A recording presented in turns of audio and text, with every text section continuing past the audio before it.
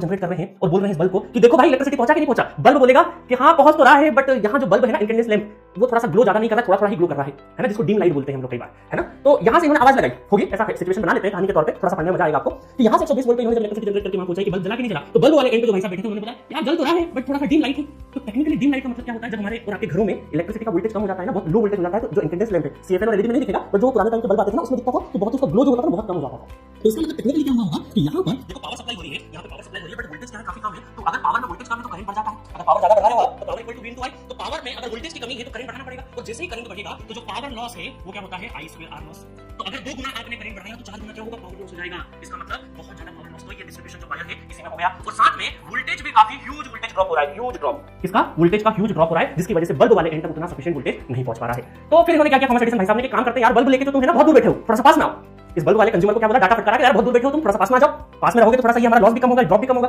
तो बल्ब वाला भाई साहब बोलता है ठीक है भैया आपने बोला है, तुम थोड़ा सा घर हमारा और पास में जाते, बल्ब यहाँ पे आते हैं। तो एक बात तो ये हो गई कि यार इस वाले सिस्टम से हम बहुत लंबी दूरी पे नहीं जा सकते। तो फिर इन्होंने क्या किया, उस टाइम पे न्यूयॉर्क सिटी में छोटे छोटे कस्बों में या कॉलोनी बोल लीजिए आज के दौर की बात करें हम लोग, तो छोटी छोटी कॉलोनी में ही छोटे छोटे जनरेटिंग प्लांट और उसके ही नियर बाय जितना पास हो सके बल्ब का लोड होता था। बट ये बहुत ही इनएफिशिएंट सिस्टम था, एफिशिएंसी बहुत ज्यादा नहीं थी, क्योंकि जितना इनपुट दे रहा आउटपुट में बहुत कम मिल रहा, मतलब एफिशिएंट तो नहीं था सिस्टम, बहुत ही पेचीदा था और इनएफिशिएंट सिस्टम था, जिसकी वजह से ये वाला सिस्टम बहुत लंबे समय तक नहीं चलता। अगर ये अकेला होता तो चलाना पड़ता, कोई रास्ता नहीं होता। बट क्या हो रहा था लकीली कि जब डीसी पे काम हो रहा था थॉमस एडिसन, तो थॉमस एडिसन जो थे ना वो डीसी के दूर सपोर्टर थे, मतलब सोचते ही नहीं थे, कोई आके ज्ञान भी दे जाता था ना साहब एसी थोड़ा सा ठीक है उस पे ट्राई कर लो, नहीं हम तो डीसी पे करेंगे, हम तो डीसी पे करेंगे। इगोइस्टिक हो जाता है आदमी जब बहुत ज्यादा अचीवमेंट हो जाता है कई बार। तो ये दूर विरोधी मतलब दूर सपोर्टर थे किसके, हमारे डीसी के, है ना। तो इन्होंने क्या नहीं माना, तो पैरेलली क्या हो रहा था, एसी सिस्टम पे भी काम चल रहा था, अल्टरनेटिंग करंट पे भी काम चल रहा था, और थोड़े 1 या 2 सालों के अंदर ही क्या हुआ, पहला प्रैक्टिकल ट्रांसफार्मर बना, पहला practical and reliable commercial transformer बना, जिसने विलियम स्टोनली ने 1885 और 1886 के बीच में पहला प्रैक्टिकल ट्रांसफार्मर बनाया। देखो पहला प्रैक्टिकल ट्रांसफार्मर का इमेज ये जरा पटिया है ना, थोड़ा सा पटिया है, और इस पटिया के ऊपर 2 वाइंडिंग में रैप अप करके ये देखो स्लाइस दिख रही कोर की, ये कोर की पूरा हमारा ट्रांसफार्मर कोर है। तो इस तरह का ये ओरिजिनल फोटो है पहले प्रैक्टिकल ट्रांसफार्मर का।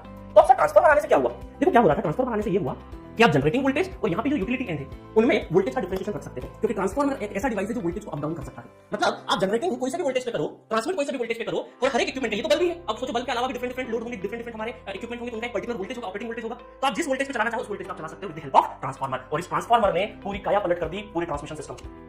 सिस्टम की काया पलट कर दी, क्योंकि इन्होंने बोला, और एसी के जितने भी सपोर्टर थे उस टाइम पे अल्टरनेटिंग करंट के सपोर्ट में जितने भी लोग थे, उन्होंने बोला कि अब आपको क्या करना है, आप एक काम करिए, ये जो जनरेटिंग आपको अभी तक क्या हो रहा था ना, अभी तक ये हो रहा था कि जहां जनरेट कर रहे हो उसके आसपास ही आप कंज्यूम कर सकते हो, ये हमारे पास रेस्ट्रिक्शन था। जब ट्रांसफार्मर का इन्वेंशन हो गया तो आप एसी सपोर्टर बोले कि आप कहीं पर भी जनरेट करो, जहां आपको कोयला मिल रहा है ना, थर्मल पावर स्टेशन लगा दो, वहीं पे जनरेट करो, कोई बात नहीं, हजारों किलोमीटर भी दूर होगा ना आपका लोड, तो ट्रांसफार्मर से हम लोग पहुंचा देंगे। इस ट्रांसफार्मर से क्या करेंगे, पहुंचा देंगे। तो कितनी बड़ी प्रॉब्लम सॉल्व करी होगी, आप थोड़ा सा इमेजिन करिए इतिहास को थोड़ा सा अगर देखें।